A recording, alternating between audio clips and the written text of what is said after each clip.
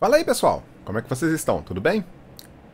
Legal! Hoje a gente vai falar sobre a nossa terceira parte de transformada de Fourier e dessa vez a gente vai atacar a nossa transformada discreta. Como é que a gente faz para fazer esse cálculo dessa transformada discreta, hein?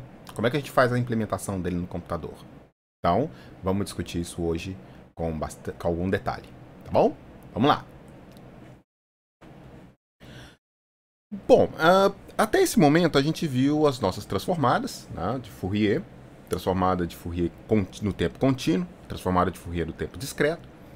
E o que a gente viu, no caso da transformada de Fourier do tempo contínuo e discreto, tá, é que essas transformadas elas são contínuas. Então, apesar de eu fazer a transformada de Fourier de um sinal discreto, isso me conduz a uma função em ômega, né, que é uma função contínua.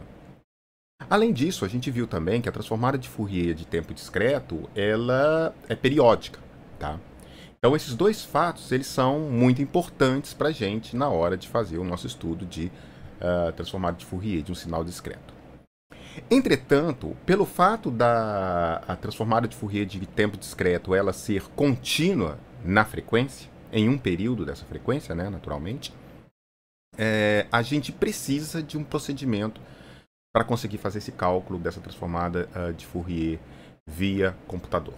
Não dá para fazer cálculo no computador por meio de uma função contínua. A gente vai acabar cometendo erros que não vão nos fornecer resultados adequados. Então, o que a gente tem que fazer agora nesse momento é tentar, de alguma forma, obter uma versão discreta na frequência dessa transformada de Fourier de tempo discreto, de forma que a gente consiga fazer o cálculo no computador. E isso vai dar origem para a gente ao que a gente chama de transformada de Fourier discreta.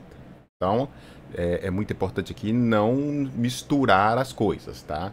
A gente tem a transformada de Fourier de tempo contínuo, que ela se aplica a um sinal que ela é contínuo no tempo e me entrega uma função que ela é contínua na frequência.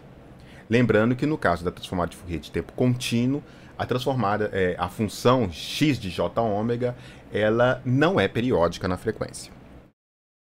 Bom, a gente tem também a transformada de Fourier de tempo discreto, ou seja, eu estou fazendo a transformada de Fourier de um sinal que é discreto, mas isso me leva a uma função contínua na frequência.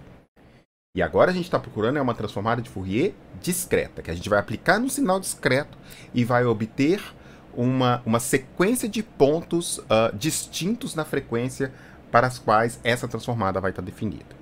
Tá? Então a gente observou que apesar de derivada de um sinal discreto, a transformada de Fourier de tempo discreto ela é contínua na frequência e isso vai dificultar, vai impedir o cálculo numérico dessa função. Para contornar essa dificuldade, a gente vai fazer o seguinte: a gente vai pegar a nossa transformada de Fourier de tempo discreto e vai fazer uma amostragem na frequência. Tá? Então, considere inicialmente um sinal discreto que ele tem n pontos. Tá? Então, o sinal estritamente finito, ele tem n pontos. Então, o nosso x de k ele tem os instantes de tempo entre 0 e n-1. Se a gente usar aquela formulação lá da transformada de Fourier de tempo discreto sobre esse sinal, a gente vai chegar a isso aqui, ó, x de e de j ômega é igual ao somatório de k igual a 0 a n-1 de x de kts e elevado a menos jkts. Tá? J ômega kts. Então, a diferença aqui é que a gente está assumindo um sinal que ele tem uma quantidade finita de pontos. Isso também vai ser importante porque a gente não consegue lidar no computador com dados de dimensão infinita, tá? Então aqui a gente já está limitando o nosso sinal com n pontos para a gente exatamente ter a primeira parte da nossa computação dessa transformada.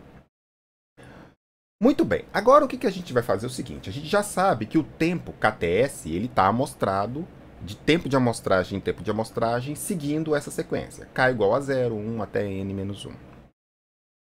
Vamos fazer o seguinte, vamos mostrar também a frequência com os mesmos n pontos. Então a gente vai pegar a frequência e vai fazer assim, olha só, ômega, que é exatamente esse valor de frequência, ele vai ser igual a 2π sobre n, então 2π sobre o número de pontos que eu tenho na minha sequência, um n que vai ser um contador inteiro de 0 até n-1 para as frequências sobre ts. Tá? Então, basicamente, eu estou pegando a minha frequência, que está aqui dentro dessa função, que eu já sei que ela vale ela se repete, né? A transformada discreta, a transformada de Fourier de tempo discreto, ela se repete. Então eu vou tomar isso aqui como sendo 2π sobre TS. Esse 2π sobre TS é exatamente uma frequência de amostragem. Tá? Então estou mostrando em um período na frequência desse sinal ou dessa função x de E de j ômega. E aí eu estou pegando o número de pontos que eu tenho disponível e estou fazendo um contador de n sobre n. Então a minha frequência ela vai ser discretizada entre 0 sobre ômega s, 0 ômega s vezes 1 ômega s sobre n, que é o número de pontos, 2 ômega s dividido pelo número de pontos e assim sucessivamente. Então eu estou pegando um período de frequência da minha transformada de Fourier de tempo discreto e estou mostrando ela na frequência com a mesma quantidade de pontos que eu tenho do meu sinal discreto original. Tá? Isso vai conduzir a gente a uma transformada de Fourier discreta. Ou seja, em que tanto o sinal que dá origem a essa transformada ele é discreto no tempo, ou seja, ele tem instantes do tempo definidos, assim como essa transformada ela também só vai valer em instantes, ou melhor, em valores discretos da frequência. E aí, para a gente não misturar com a transformada de Fourier de tempo discreto, a gente vai denotar a transformada de Fourier discreta como um x maior, um x maiúsculo, né, entre colchetes n. Tá? Então isso aqui vai ser para a gente a transformada de Fourier discreta, enquanto o x de E de j ômega vai ser para a gente a transformada de Fourier de tempo discreto. Tá?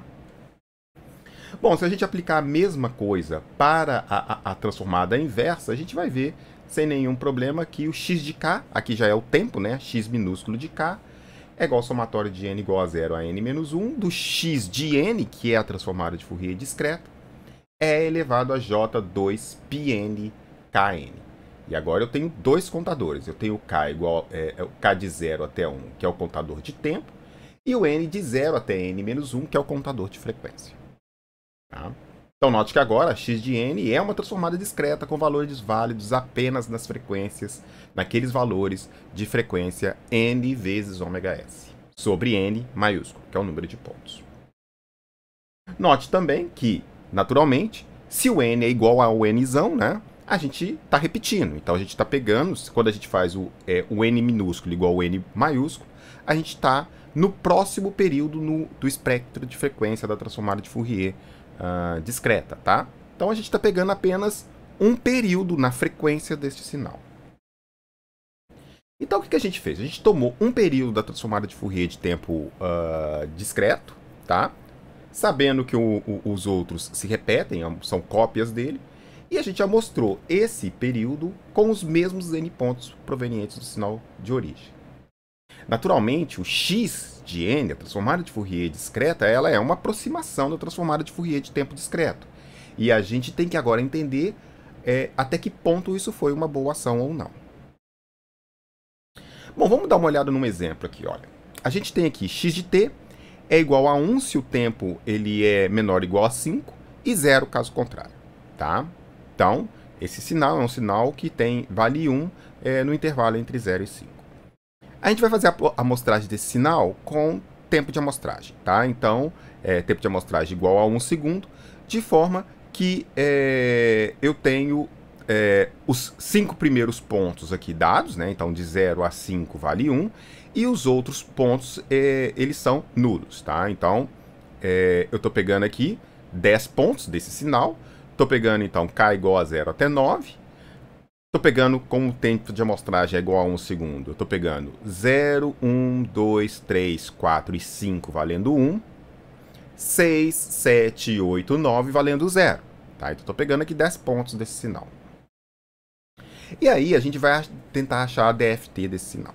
Bom, primeiro, a gente vai gerar aqui, né, na curva azul contínua, a transformada de Fourier de tempo discreto desse sinal. Tá? Então, eu estou pegando esse sinal aqui, do jeito que ele é, a definição dele, estou fazendo a amostragem dele em 1 segundo, e a curva azul é exatamente a transformada de Fourier de tempo discreto desse sinal. Você vai ver que é uma transformada contínua, né? E ela é periódica na frequência. Então, eu tenho aqui um trecho, tá? Essa aqui já é a transformada de Fourier de tempo discreto, aquele formato compacto, né, em que eu estou pegando o período de 0 a 2π, né, então a frequência 0 a 2π, tá, ela já está aqui normalizada pela frequência de amostragem, e nessa curva eu vou pegar o primeiro período, que é o do 0 até o 6,28, exclusive, né, já que eu vou pegar o 0 aqui, e aí eu vou pegar os pontos, e vou fazer a transformada de Fourier desses 10 pontos. Ou seja, o que vai ocorrer é que ao longo deste período da transformada de Fourier de tempo discreto, em um período dela eu vou distribuir 10 pontos. 1, 2, 3, 4, 5, 6, 7, 8, 9, 10. Tá? Então, naturalmente, os pontos vermelhos que representam a transformada de Fourier discreta desse sinal, tomada com 10 pontos, é uma aproximação da curva azul, que é a transformada de Fourier de tempo discreto desse sinal. A transformada real, considerando que o sinal ele pode vir a ter infinitos pontos, enfim. Tá? Bom, vamos considerar agora o seguinte, que a gente suponha, ou a gente afirme, né, que essa distribuição de pontos aqui da minha transformada de Fourier discreta, ela não é suficiente para descrever esse sinal azul, tá? E aí a gente faz uma primeira tentativa de forma a tentar melhorar a resolução da transformada de Fourier discreta aqui dentro desse intervalo aqui.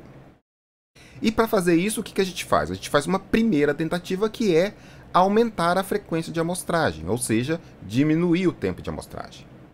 Então eu vou aumentar a frequência de amostragem, tentando manter a relação de pontos que eu tenho, e ver se isso ocasiona numa melhora da descrição dessa curva azul pelos pontos vermelhos. Tá? Então isso aqui a gente está fazendo no passo 1b. Então aqui a gente vai pegar o mesmo sinal anterior, só que a gente vai fazer a amostragem com TS igual a 0,1 segundos. Então eu estou aumentando a frequência de amostragem 10 vezes. Tá? Bom, a gente vai achar a DTFT desse sinal, tá? Que é a transformada de Fourier de tempo discreto, e a gente vai ver que a transformada de Fourier de tempo discreto ela vai ser o quê? Ela vai ser essa curva azul aqui, tá? Ou seja, ao aumentar a frequência de amostragem, ao dividir a frequência de amostragem, ou melhor, desculpe, ao multiplicar a frequência de amostragem 10 vezes, eu vou aumentar também, eu vou multiplicar por 10 vezes o período na frequência desse sinal, tá? Então, já que é o mesmo sinal, então eu vou ter aqui o espectro de frequência de 0 a 62,8, tá? E para manter a coerência com o caso anterior, o que a gente vai fazer? A gente vai pegar os 100 primeiros pontos da DTFT formada desse jeito, tá? Então, como a gente está dividindo o tempo de amostragem por 10, o que vai acontecer?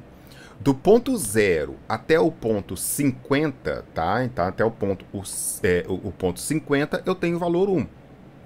Do ponto 51 até o ponto 99, eu tenho o valor 0, tá? Para manter estrita coerência com esse cara aqui. Então, note que até 5 eu tenho o valor 1, 6, 7, 8, 9 eu tenho o valor 0. Então, tem que manter a mesma coerência. Os 50 primeiros pontos aqui, eles representam o sinal com valor 1, amostrado em 0,01 segundos, e os 49 pontos restantes, eles estão nulos. E aí a gente vai fazer a transformada de Fourier discreta desse sinal. A transformada de Fourier discreta, quando eu aumento a taxa de amostragem e proporcionalmente mantenho os pontos, né, ele me gera esses pontos vermelhos aqui. Esses pontos vermelhos, basicamente, eles estão me dando valores nos extremos, né, nos valores de pico dessa TDFT, tá? E praticamente próximo de 0 aqui na amplitude. Ou seja, eu não ganhei melhora de resolução na frequência. Note que aqui eu tinha os pontos mais ou menos percorrendo bem todos esses lóbulos aqui. Ao fazer o aumento da frequência de amostragem, multiplicar por 10, eu perdi isso. Basicamente, eu só tenho pontos nos picos e valores próximos de 0. Esses termos intermediários aqui da minha função da transformada de Fourier de tempo discreto, eu perdi. Tá? Então, aumentar o tempo de amostragem por si só não melhora a resolução da sua transformada de Fourier discreta. Não adianta só aumentar o tempo de amostragem. O tempo de amostragem melhora a sua resolução no tempo. Mas isso não resulta numa melhora na resolução da transformada de Fourier discreta. A gente precisa de uma outra ideia. Vamos tentar um procedimento que a gente chama de zero padding. O zero padding é assim. O sinal é o mesmo. A gente vai voltar no sinal anterior. Ele é de 0 a 9, então tem 10 pontos, tá? Os 6 primeiros pontos eles valem 1. Os 4 últimos pontos valem 0. Vou pegar esse mesmo sinal. Só que em vez de manter esses 4 pontos finais iguais a 0, eu vou fazer um procedimento que é o seguinte: eu vou adicionar mais 20 pontos nulos depois. Certo? Então eu tenho 10 pontos, 6 desses pontos valem 1. São os pontos do meu sinal, eu não posso mexer neles. Eu tinha 4 pontos nulos. Eu vou colocar mais 20 pontos nulos depois disso. E eu vou considerar uma sequência de pontos do meu sinal discreto de duração finita contendo 30 pontos. Tá? 30 pontos. Desses 30 pontos, só os 6 primeiros têm valor igual a 1. Todos os demais têm valor igual a 0. Olha, se eu não modifiquei os pontos originais da minha transformada de Fourier, do meu sinal original, a transformada de Fourier de tempo discreto não muda. Então eu tenho o mesmo período, a mesma transformada, né, de Fourier de tempo discreto daquele sinal original. Eu só coloquei 0 a mais. 0 não muda a transformada. Tá? Então eu não mudei o sinal. Então a transformada de Fourier de tempo discreto, ela fica igualzinha era antes. Aqui eu estou mostrando só um período na frequência dela. Entretanto, quando a gente vai aplicar a DFT, o que acontece é que em vez de eu ter só 10 pontos em um período, eu vou ter, 30 pontos em um período. Lembre-se que o número de pontos que eu tenho, ou a resolução que eu tenho da minha transformada de Fourier, a minha transformada de Fourier discreta, ela é o número de pontos que eu tenho no sinal. Independente dele ser 0 ou não. Essa aqui é a resolução. Eu estou pegando uma frequência de amostragem, então 2π sobre Ts, ômega-s, e estou dividindo esse espectro de 0 a ômega-s por n pontos. Não me interessam os valores desses pontos. Vão me interessar na hora de fazer o cálculo da DFT. Mas do ponto de vista de resolução, quando eu aumento o número de pontos, eu estou tornando a resolução na frequência cada vez menor. Ou melhor, resolução cada vez maior. Está cada vez melhor a resolução. Então é exatamente isso que eu fiz aqui. Eu não mudei a transformada de Fourier de tempo discreto. O que eu fiz foi adicionar o número de pontos que eu tenho no meu sinal. Como eu não posso adicionar o número de pontos sem mexer no sinal, como eu tenho que adicionar esses pontos sem mexer no sinal, o que eu vou fazer? Eu vou colocar zeros a mais nesse sinal, com a quantidade de pontos que eu desejo. Esse procedimento é aquele que a gente chama de zero padding. Tá? Então, acrescentar zeros no final, no início do sinal. Tanto faz ser no início do sinal ou no final do sinal. Tá? Desde que, naturalmente, se você for fazer isso no início do sinal, você faça nos tempos negativos, né? Já que ali o k igual a 0 tem que valer 1. Tá? Então, geralmente, a gente faz esse zero pad no final do sinal, que aí a gente não tem nenhum perigo aí de fazer nenhuma translação do sinal que não existe na realidade. Tá? Então, esse procedimento de zero padding ele é muito importante para a gente melhorar a resolução da nossa transformada de Fourier discreta. Ok? Então, as nossas conclusões a respeito dessa transformada é que ela faz uma discretização de um período da transformada de Fourier de tempo discreto na frequência com o número n de amostras que você tem no seu sinal. Tá? Então, isso é o jeito, é a forma como a gente vai ter para tratar essa transformada de Fourier discreta no meu computador. Lembrando que isso só vale, obviamente, se o sinal que eu estou tratando é o sinal que tem uma quantidade finita de pontos, que é o que a gente vai conseguir trabalhar mesmo nos nossos sistemas digitais, tá? Então, é o procedimento. A gente vai estar pegando um sinal que já foi amostrado no tempo e fazer também uma amostragem na frequência da sua transformada de Fourier, de tempo discreto. O aumento da taxa de amostragem, por si só, não melhora a resolução da DFT na frequência. Então não adianta você simplesmente aumentar a taxa de amostragem lá no tempo e depois tentar fazer a DFT, porque quando você aumentar a frequência de amostragem no tempo, você vai estar modificando a transformada de Fourier de tempo discreto desse sinal. Então isso não adianta. O principal procedimento que a gente utiliza quando a gente quer melhorar a resolução da transformada de Fourier discreta é aumentar o número de pontos do sinal. E como eu tenho que aumentar o número de pontos sem modificar o sinal, eu vou lá e faço o zero padding. Coloco uma galera de pontos no final desse sinal e isso vai causar para mim uma melhora na resolução do meu espectro de frequência da minha transformada de Fourier. Tá legal? Então essa é a forma que a gente usa para fazer a discretização, ou melhor, para começar a ter a ideia de como que a gente vai fazer o cálculo de uma transformada de Fourier no computador, num Arduino, num DSP, em qualquer sistema microprocessado. Tá? Bom, aqui o próximo passo nosso é o seguinte. Tá, e se o meu sinal não tiver duração finita, ou se ele for muito longo? Se eu tiver uma quantidade muito grande de pontos desse sinal, o que eu faço? Olha, em geral, essa não vai ser uma situação que pra gente hoje é um grande problema, porque a nossa capacidade de processamento digital aumentou muito. Então, mesmo microcontroladores, DSPs pequenos, conseguem lidar com uma quantidade bastante expressiva de pontos, de dados, tá? Mas se você tiver um sinal que ele tem duração finita, o que vai ter que ser feito, você vai ter que aplicar uma função janela nesse sinal discreto antes de aplicar a DFT. Tá? Então, se você tiver, por exemplo, um sinal que tem 1 trilhão, 1 bilhão de pontos, e você quer tratar, por exemplo, 10 mil pontos desse sinal, claro, esses 10 mil pontos têm que ser representativos do sinal inteiro. O que você vai ter que fazer é aplicar uma função janela nesse sinal. E aplicar uma função janela, nesse caso, vai ser fazer a convolução de uma função janela. Uma função janela, basicamente, é uma função discreta, que ela tem, por exemplo, uma quantidade de pontos diferentes de zero dentro do intervalo de tempo, e todos os demais pontos valem zero. Então, quando você faz a convolução do seu sinal discreto, tá? Com essa janela, você vai ter um sinal janelado que ele vai ter amostras nulas apenas dentro daquele comprimento da sua janela. Ou, eventualmente, 2 vezes o comprimento daquela janela, dependendo de como é que você construiu a janela. Tá?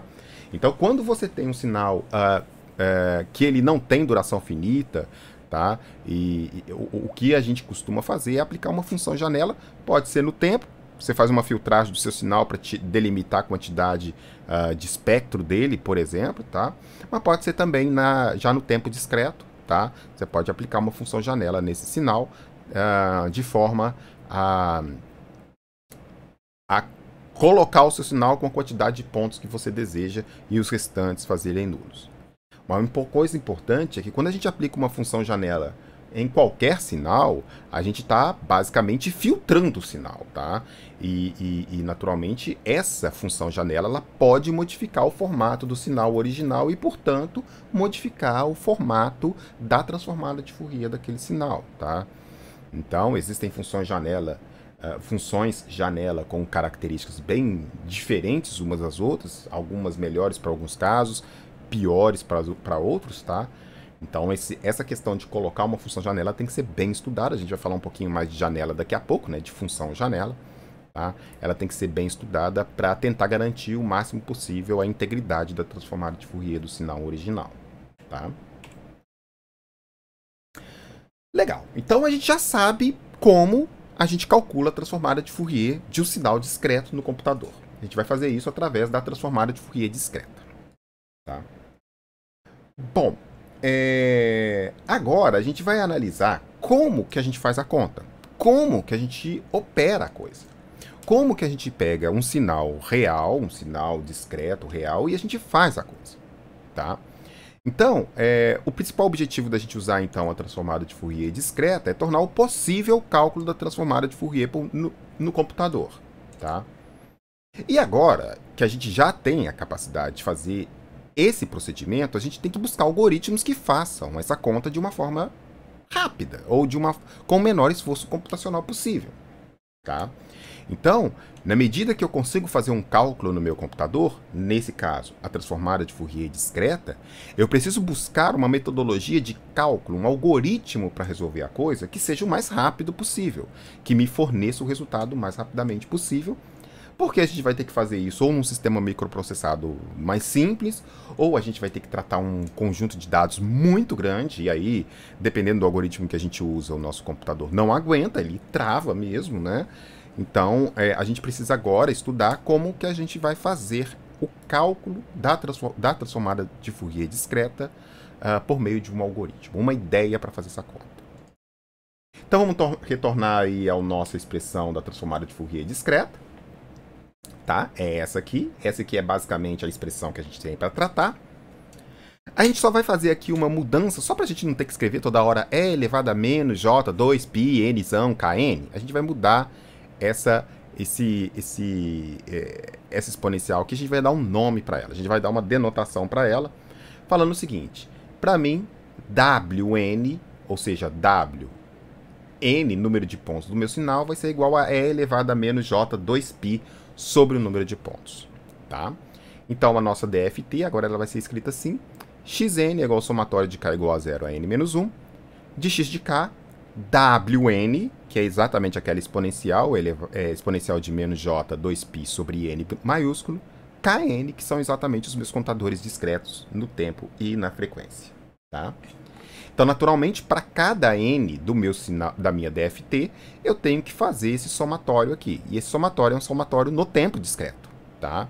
Então, eu tenho que fazer x de 0, tenho que resolver esse somatório com, com n igual a 0. X grande de 1, tenho que resolver esse somatório com n igual a 1, e aí sucessivamente. Ou seja, eu vou ter n menos 1 pontos na minha DFT. N menos 1 pontos? Não, desculpa. N pontos, porque aqui eu estou começando de 0. Bom, vamos fazer então o cálculo dessa DFT como na definição, tá? Do jeitinho que ela está definida, e vamos pegar um sinal que tem só 4 pontinhos. Vamos ver então como que é o jeitão de fazer a DFT quando eu tenho 4 pontos. Olha só, eu tenho 4 pontos, então eu tenho que fazer do x0 até o x3. Como eu tenho 4 pontos, eu também vou ter 4 pontos na frequência da minha DFT.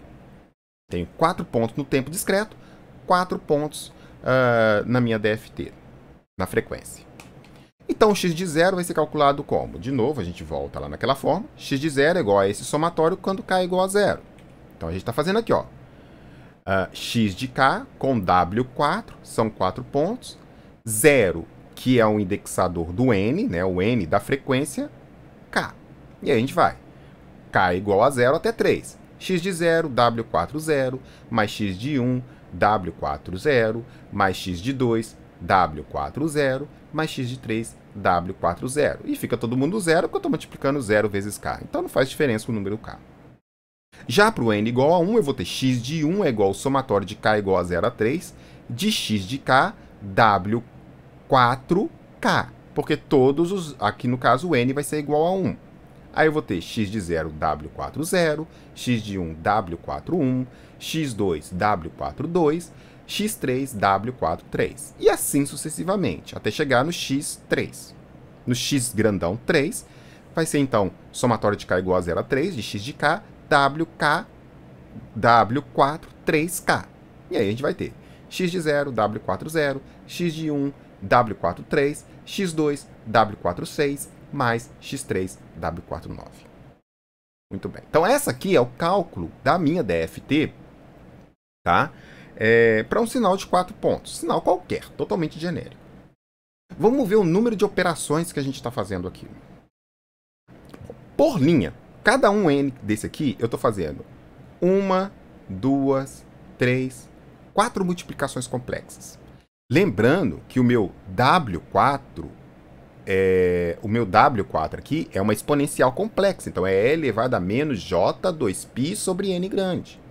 Então, cada uma dessas multiplicações aqui é uma multiplicação complexa. Eu tenho que fazer uma multiplicação da parte real e da parte imaginária para cada um desses termos. Então, aqui eu tenho 4 multiplicações complexas, só para calcular esse primeiro termo. E eu tenho também 3 somas complexas.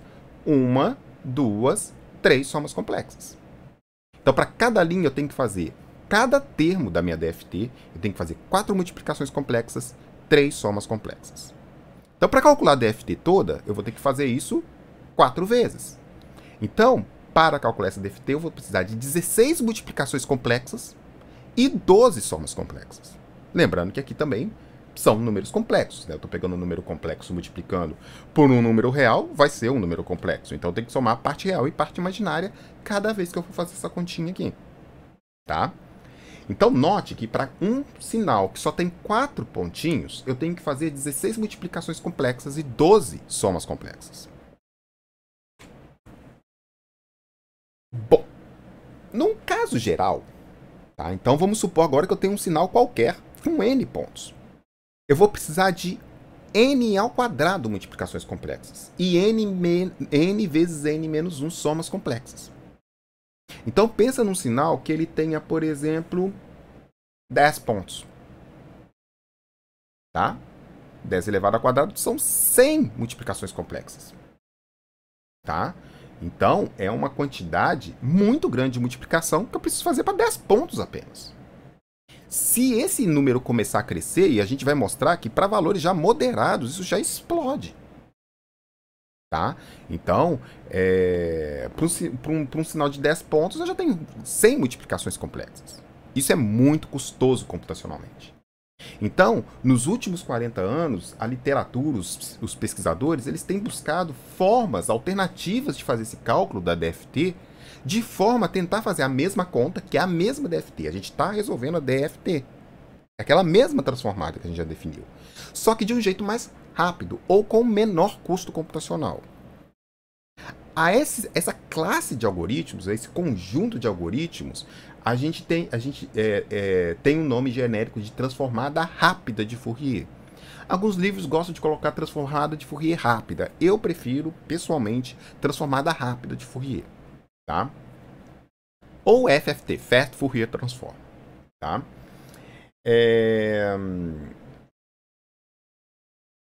A questão aqui é a seguinte: nós estamos resolvendo a mesma DFT, só que a gente quer buscar um algoritmo que faça essa conta com o menor custo computacional.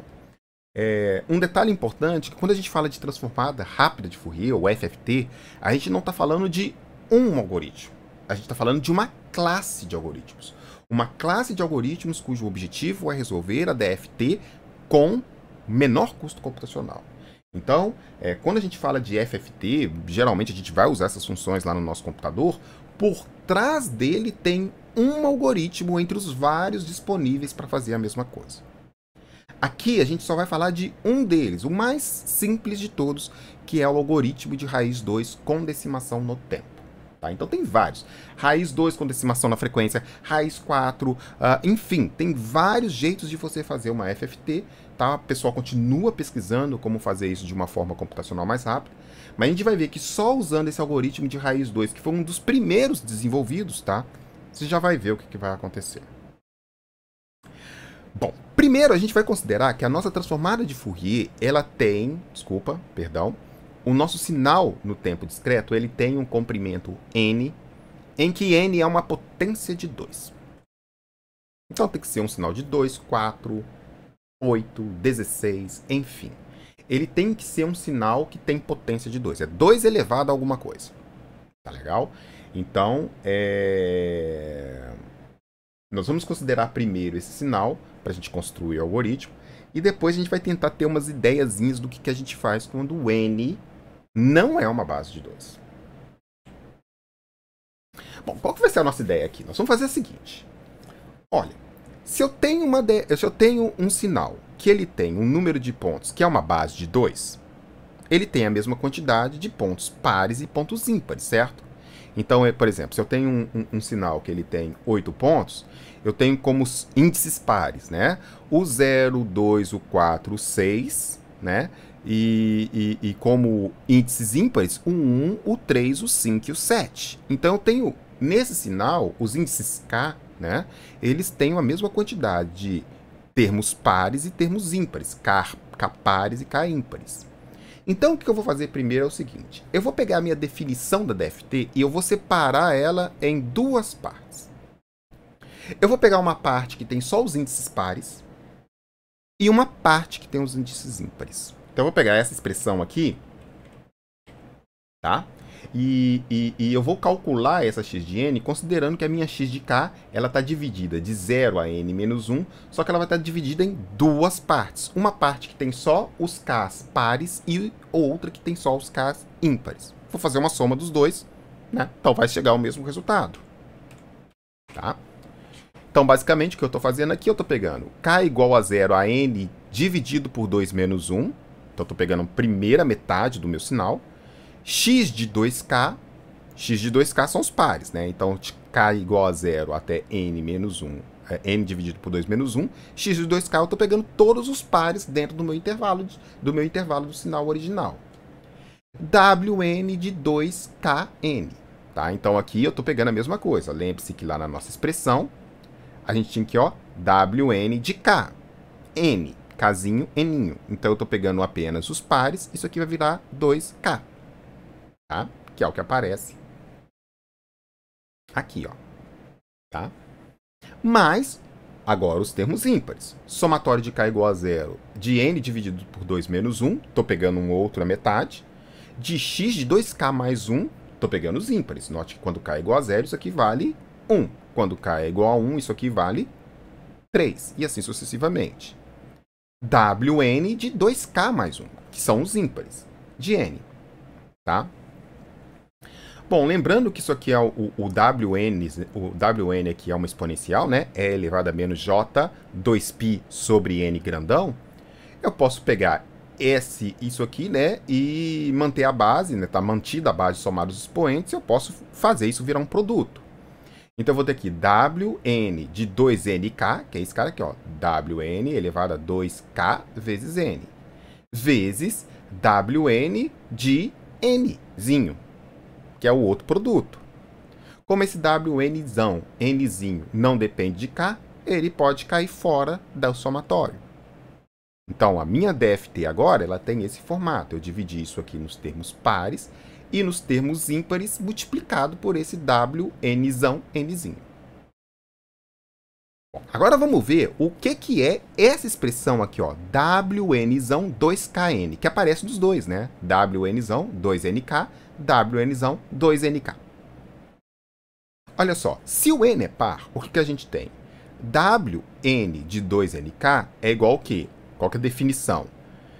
Menos 2πj de 2nk sobre n. Tá? Então, eu estou pegando aqui o argumento que está aqui, estou colocando aqui dentro da minha exponencial. Olha, se eu dividir essa fração em cima e embaixo, o que eu vou ter? Exponencial de menos 2πj de nk, dividir aqui em cima por 2, n dividido por 2. Dividir o n por 2. Note que se a gente pegar essa definição aqui, ó, pegar esse trecho aqui, ó, exponencial de menos 2πj sobre n dividido por 2, isso aqui é a mesma coisa de que Wn dividido por 2, nk. O nzinho, kzinho, tá elevando o exponencial, tá? Então, se Wn de nk Wn de 2nk é essa expressão, isso aqui também vai ser igual a Wnk, ou W de n grandão dividido por 2, nk. Tá? É o mesmo resultado. Então, eu posso pegar isso aqui e colocar no lugar deste cara e deste cara. Que é o que eu vou fazer agora. Tá?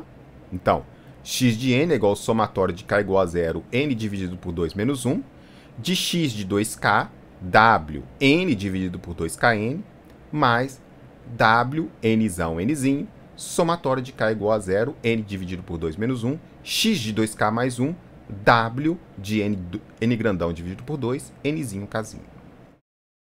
Note que o que a gente tem aqui agora? A nossa x de n, ela é formada agora por duas DFTs. Uma que eu estou chamando de S par de n, que é exatamente essa DFT aqui, que ela é formada pelos termos pares do meu sinal original. Mais Wnzão, nzinho, vezes S ímpar, que é a DFT que vem desse termo ímpar aqui. E o n está variando de 0 até n. Menos 1, desculpa, que é de 0 até n menos 1. Tem um errinho aqui, tá? Bom, vamos explorar um pouquinho mais essa expressão anterior, tá? Então, o que a gente vai fazer é o seguinte. A gente vai pegar essa expressão e a gente vai ver assim, olha.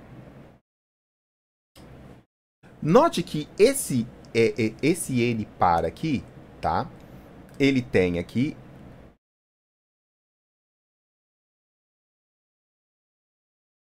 Note que esse S par de N aqui, a gente está fazendo ele variar de 0 até N menos 1, tá? De novo, tem um errinho aqui. Então, a gente vai pegar essa DFT aqui, cada uma delas, e vai dividir em outros dois trechos.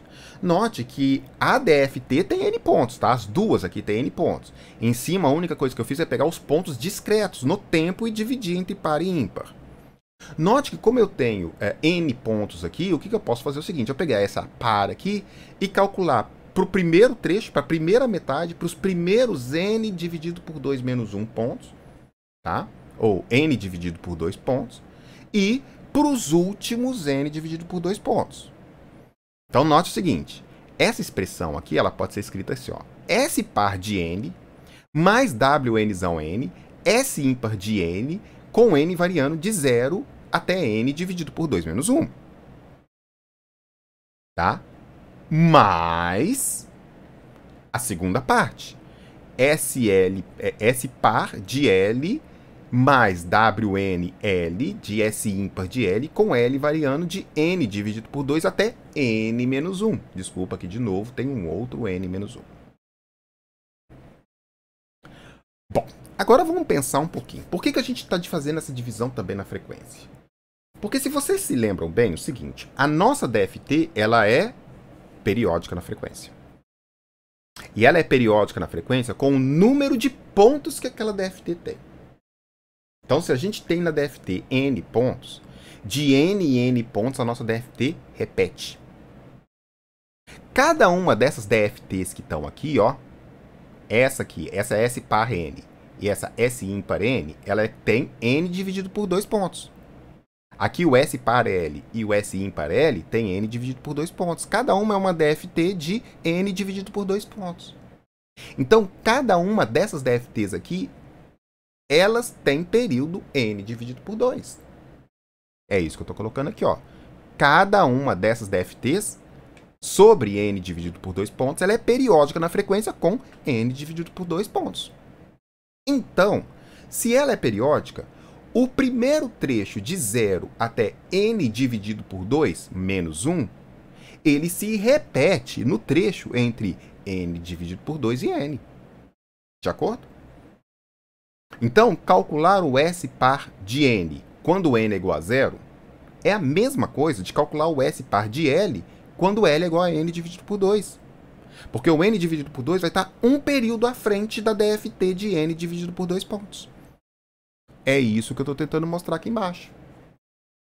O S par de N é igual ao S par de L quando L é N mais N dividido por 2, que é um período.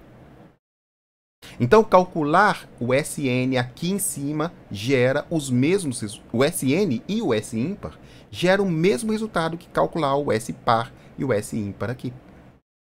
É o mesmo valor. Tá? Além disso, a gente tem uma outra coisa que a gente pode usar a nosso favor. Note o seguinte, vamos pegar esta expressão aqui, ó. Essa aqui, ó. Aqui de baixo, tá? WNzão L, em que L é N dividido por 2 até N menos 1. Tá? Então, a gente vai pegar aqui, ó. WNzão, que é Lzinho, que é igual a N mais N dividido por 2. Vou colocar isso na expressão da exponencial. Então, esse é exponencial de menos 2πj sobre Nzão, que multiplica Nzinho mais N dividido por 2. Ora, isso aqui vai ser igual ao quê? 2πjn sobre n, negativo, então menos 2πjnzinho sobre nzão, menos 2πj vezes nzão dividido por 2, isso vai dar nzão πj, dividido por nzão, menos πj. Então, essa exponencial aqui, ela vai ser o quê? Exponencial de menos 2πjn sobre nzão, menos πj. A exponencial é uma função, exponencial complexa é uma função seno e cosseno. Então, quando a gente está somando π no seno e no cosseno, o valor do seno e do cosseno que eu obtenho é menos o seno quando eu estou somando menos o seno. Então, aqui eu estou fazendo uma soma de 180 graus depois. Se eu tiver com um ângulo no primeiro quadrante, o seno daquele ângulo mais π vai estar no terceiro quadrante. Então, tanto o seno quanto o cosseno são negativos. Ou seja, isso aqui vai dar igual a menos a exponencial de menos 2πjn sobre nzão, que é igual a menos wnzão sobre n. Tá? Então, a ideia aqui é o seguinte, que a exponencial de um ângulo qualquer, se eu pegar esse ângulo e somar 180 graus, eu vou pular para o quadrante oposto, né? Então, se eu estou no primeiro, eu vou para o terceiro. Se eu estou no segundo, eu vou para o quarto. Se eu estou no quarto, eu volto para o segundo, e assim sucessivamente. Então, sempre o sinal do seno e do cosseno troca. E é exatamente isso que eu estou mostrando para vocês aqui. Então, quando isso aqui eu pego um período na frente, eu pego menos o valor naquele período original. Se eu pegar esses dois resultados e levar na minha expressão aqui, o que eu vou ter? Que o meu x de n vai ser o quê? O Sn par mais o Wnzão nzinho S ímpar no primeiro trecho, tá? Sn par no mesmo trecho, porque é o mesmo valor. Note que agora eu não preciso fazer mais de n dividido por 2 até n menos 1. Por quê? Porque eu sei que o cálculo nesse cara aqui, do S par n, nesse trecho, é o mesmo cara do de baixo. É o mesmo valor. A diferença aqui que vai ser que nesse primeiro termo eu vou ter um mais Wnzão nzinho, e aqui eu tenho menos Wnzão nzinho. De acordo? Então, simplesmente fiz a álgebra aqui. Por enquanto eu não mexi em nada. Dividi lá em dois trechos, depois eu dividi a def em dois trechos, fiz essa álgebra toda, vi essas questões de simetria, e agora vamos ver o que a gente consegue. Depois de tanta bagunça, o que eu ganhei com isso tudo? Bom, agora a gente vai fazer a mesma resolução da dft usando esta expressão. Para 4 pontinhos. Primeira coisa que eu vou fazer. Olha, como eu tenho 4 pontos, eu dividi em duas dft's de 2 pontos. Então, cada dft dessa, o S par n e o S ímpar n, eu vou calcular com 2 pontinhos. Então, eu tenho aqui, ó, n igual a 0, n igual a 1, x de 0 de W2, 0, x de 2, W2, 0. X de 0, W2, 0, x de 2, W2, 1. Isso para o par. Para o ímpar. X de 1, W2, 0, x de 3, W2, 0. X de 1, W2, 0, x de 3, W2, 1. Então, ao fazer essa conta aqui, eu calculei o S par de n e o S ímpar de n. Note que quando eu fiz isso aqui, para calcular esse S par n e esse S ímpar n, eu precisei aqui de 1, 2, 3, 4 multiplicações complexas. Para cada um deles. Para esse eu tenho 4, para esse eu tenho 4. E preciso para cada um deles de 2 somas complexas. 1, 2, 1, 2. Bom. O próximo passo vai ser o quê? Eu vou pegar a S ímpar e vou multiplicar por WNNzinho. Então, eu vou fazer esse cálculo aqui, ó. WNzão, Nzinho, S ímpar. Quando eu vou fazer esse cálculo, o que vai acontecer? O meu WNzão, Nzinho, ele vai ter 2 pontos também, né? Então, aqui eu tenho N, né? Esse cara aqui vai ser 0, 1. Eu vou ter um termo, essa multiplicação aqui, né? Eu vou ter um termo para N igual a 0, um termo para N 1. Então, eu vou ter que fazer essa multiplicação 2 vezes. E são 2 pontos, são 2 multiplicações complexas. Então, quando eu faço essa multiplicação do S ímpar por WNzão, Nzinho, isso me resulta em mais 2 multiplicações complexas. Bom, por fim, nessa expressão aqui eu tenho isso, tenho isso, tenho isso e tenho isso. Já fiz esse produto, já fiz esse produto. Agora falta pegar isso e somar com esse produto, isso e subtrair desse produto. Ou seja, como para cada um desses caras eu tenho mais 2 linhas, eu vou ter mais 2 somas por linha. Cada uma das linhas eu vou ter que somar duas vezes, certo? Então eu tenho uma, duas, né? Então eu tenho duas somas por linha, tá legal? Então isso aqui vai me dar mais duas somas por linha. Se eu fizer isso para o resultado final, né, ver quantas somas e multiplicações que eu fiz, eu vou observar aqui que eu consegui, fazendo essa conta, realizar a mesma DFT de 4 pontos com 10 multiplicações e 8 somas complexas. Tá? Então aqui eu tenho 4, 2, só que aqui estão duas vezes, né? Aí tem mais 2, né? Duas somas, né? E aqui eu tenho mais duas por linha, então são mais 4. No final vai dar 10 multiplicações e 8 somas complexas. Tá? Se a gente comparar 10 multiplicações e 8 somas complexas com aquele resultado que a gente obteve lá atrás, a gente estava com 16 multiplicações e 10 adições complexas. Já caiu um pouquinho. Vai falar assim, poxa, mas não caiu muito, né? Caiu de 16 para 10, de 12 para 8. Será que valeu a pena esse esforço todo? Bom, então agora que a gente vai fazer uma conclusão provisória aqui da nossa FFT. Tá? E a gente vai fazer isso pegando um número n maior, porque 4, troco de pinga, vamos pegar um número maior, tá? Se a gente for seguir a mesma lógica para um número n arbitrário, desde que n seja uma base de 2, tá? A gente consegue mostrar facilmente que o número de multiplicações complexas que a gente precisa para resolver isso é n dividido por 2 ao quadrado mais n dividido por 2. Tá? Na verdade é n ao quadrado dividido por 2 mais n dividido por 2. Esse é o resultado correto. Tá? Então aqui, na verdade, não é m ao quadrado, tá? Seria n ao quadrado dividido por 2 mais n dividido por 2. Tem um outro errinho aqui na fórmula. Bom, vamos ver qual é a vantagem disso pegando um sinal que tem 1024 pontos. 1024 é uma base de 2, né? 2 elevado a 10, tá?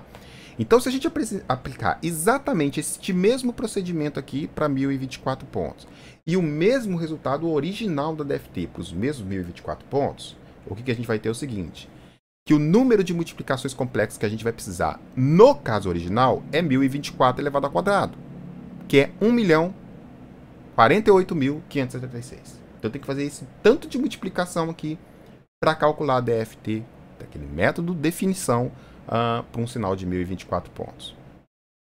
Se eu tiver duas DFTs, isso vai ser 1024 ao quadrado mais 1024 dividido por 2. Isso aqui dá 524.800 multiplicações. Note que aqui eu caí por mais da metade do número de multiplicações que eu tenho que fazer só mexendo um pouquinho na DFT. Muito importante essa mudança.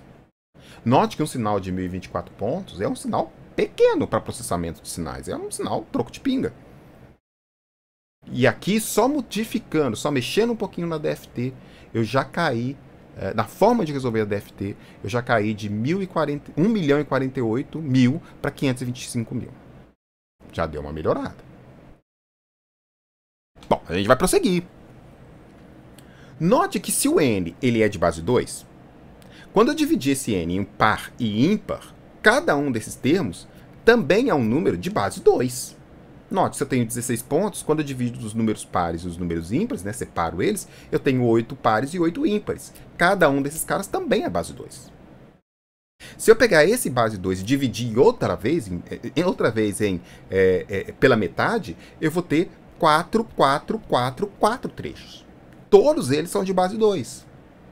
Então, um trecho de 4 também posso dividir. Pegar metade dos pontos dele e dividir em duas partes. Eu vou ter 2, 2, 2, 2, 2, 2, 2, 2 trechos. Ou 8 trechos de 2. E se finalmente eu tenho 2, cada um desses trechos tem 2 pontos. Se eu separar esses 2 pontos, cada um tendo 1, eu vou ter 16 FFTs de 1 ponto. Então, de novo, se eu tenho um sinal que ele tem um número n, que esse n é uma base de 2, sempre que eu dividir esse número de pontos por 2, aqueles dois conjuntos, cada um deles também tem um número de pontos de base 2. Isso me permite dividir de novo, que permite dividir de novo, que permite dividir de novo, até que eu chegue lá no extremo com n FFTs de 1 pontinho. Tá? Então a gente pode repetir recursivamente o mesmo procedimento anterior, só que dividindo, quebrando esses conjuntos de N por 2. Isso vai me dar a situação em que a gente vai chegar ao cálculo de 2 elevado a L DFTs de um ponto, em que L, né? 2 elevado a L é o número de pontos, ou seja, tem que ser uma base de 2, né? Então eu vou ter 2 elevado a L DFTs de um comprimento. Tá? De um pontinho. A gente não vai mostrar aqui não, mas pode-se mostrar que se a gente utilizar esse procedimento recursivo aqui, o número de multiplicações e somas complexas que a gente precisa para calcular essa FFT é n log 2 de n, em que n é o número de pontos. Tá? Então a nossa ideia aqui é essa. Eu tenho uma DFT de n pontos, que é base 2. Eu vou dividir ela em duas DFTs de n dividido por 2. Mas esse cara e esse cara também é base 2. Então eu posso dividir eles em dois. Esse e esse, que também são base 2. E eu posso seguir esse procedimento até ter n DFTs de um ponto. 1, 2, 3, até o n. Aqui, quando eu chegar nesse caso aqui, o número de multiplicações complexas, de somas complexas que eu preciso para resolver todos esses caras azuis aqui, que são n DFTs de um ponto, é n log 2 de n, em que n é o número de pontos. Então vamos ver agora o que a gente ganha com isso. Vamos supor o mesmo sinal de 1024 pontos que a gente estava tratando. A gente viu que se a gente pegar a DFT original, eu tenho que calcular 1.048.576 multiplicações complexas para resolver aquela DFT. Se eu pegar essa DFT e dividir em duas, eu já caio para 524.800. Se eu fizer isso recursivamente até eu ter 2 elevado a 10 DFTs, a conta que eu tenho que fazer é 1024 log 2 de 1024, que é igual a 10.240 multiplicações para resolver a mesma DFT. Eu caí de 1 milhão de pontos para 10 mil, ou desculpa, 1 milhão de multiplicações para 10 mil multiplicações. Óbvio que resolver isso aqui, fácil resolver isso aqui no sistema microprocessado, é uma diferença gritante, brutal entre uma coisa e outra. E aqui a gente não fez nada mais do que usar uma propriedade da sua sequência de pontos. Ela ser uma base de 2. Se ela for uma base de 2, você consegue essa redução aqui. Ou seja, os algoritmos de FFT, né, a gente vai usar, sempre que for possível, essas combinações, essas condições de simetria, essa condição de o número de pontos ser a base de um número inteiro que você consegue quebrar, para a gente conseguir fazer esse cálculo de uma forma mais eficiente. Tá? Então note, aqui não tem nenhuma mágica não, a gente só fez as mesmas estratégias daqui, quebrando, até chegar em 1024 DFTs de um pontinho. Isso dá 10.240 multiplicações complexas. A melhoria expressiva, né? Bom, e aí você deve estar perguntando assim, tá tudo bem, professor, tá tudo certo, legal, bacana, mas e se os meus pontos não forem uma base de 2? Olha, a gente vai fazer uma coisa parecida com o que a gente fez para definir a própria DFT. Se você se lembra lá quando há pouco que a gente falou da DFT, o que a gente fazia quando a gente queria melhorar a resolução da minha DFT? Colocava ponto nulo. O ponto nulo não muda a transformada de Fourier, mas ela melhora a resolução. Aqui a gente vai fazer a mesma coisa.